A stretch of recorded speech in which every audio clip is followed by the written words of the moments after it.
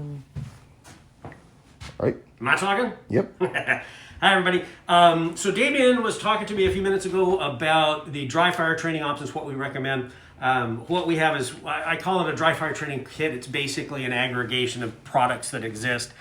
In some cases, I have designed and 3D printed something called mag stoppers. I don't have any here, so we'll look at another company who will go unnamed. So this is something called a magazine stopper. It is a very simple little piece of polymer. It is designed to be inserted into an empty magazine. And what it does is it holds the follower down so it cannot go into slide lock, and it's hollowed out to ensure that when the slide comes forward, it won't catch the next round and it won't chamber anything. So again, checking, making sure, clear, empty. So now all of a sudden, you can go into, you can sit here and practice realistically mag swaps, etc. All day long, like you're working with a loaded gun. The next thing that we recommend is this is a laser ammo. Makes this. It is a laser cartridge. I highly recommend these, even if you don't use the laser portion of it, even if you leave the battery out. There are reasons. It is a barrel stop. So if you were to forget, or you were to accidentally grab a loaded magazine, throw it in there and try to rack it, it's going to create a feed ramp malfunction, and it just will not shoot a real bullet, won't even chamber a real bullet. They're very simple in design. This particular one is 9mm. It has other adapters for different calibers, up to 45 if I'm not mistaken. They do also make a 380 version, and they make a 223. You unscrew the back, and you're going to put the battery in, and I'm going to take a 50-50 gamble here that I can get this one right. I think it goes this way. We'll know here in a second. Otherwise, I'm sure that Damien will be nice enough to edit the video, and no, I was backwards. Let's try that again. All right, so it goes positive side up.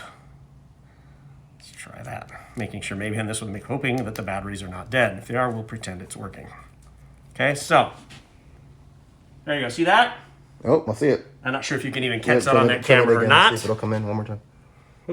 Yep. There we go. So there's a small switch on the back. Every time the firing pin comes forward and hits that switch, it's going to put that laser dot right down your bore sight. The way you insert these is you drop them in manually. They don't have a head. There is no head, and that is designed to prevent the extractor from catching it. So once this is in your barrel, it does not come out. Okay. You have to use a very special tool that comes out of China called a chopstick. So I'm going to push that all the way in. I'm going to go ahead and let that home hard so that it's nice and recessed. Now, if you watch, you got the wall. Hang on, let me zoom in. Okay, now go. Yep. So, on a side note, you may want to ask yourself, what good, is that, the little red dot on the wall? There's a lot of free software out there. If you can grab my email off of Damien's website.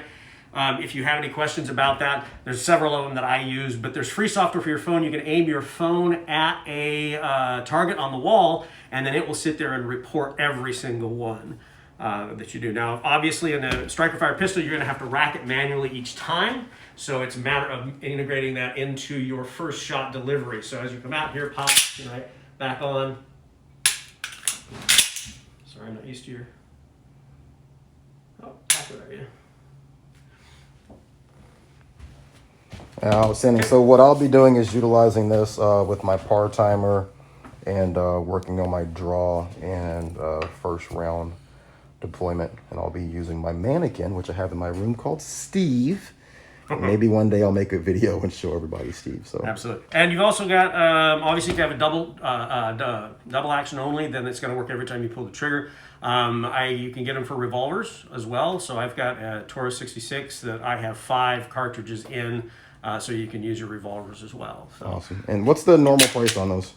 $99. Okay. For the cartridge. Right. These are cheap. I don't know, $2 a piece, something like that.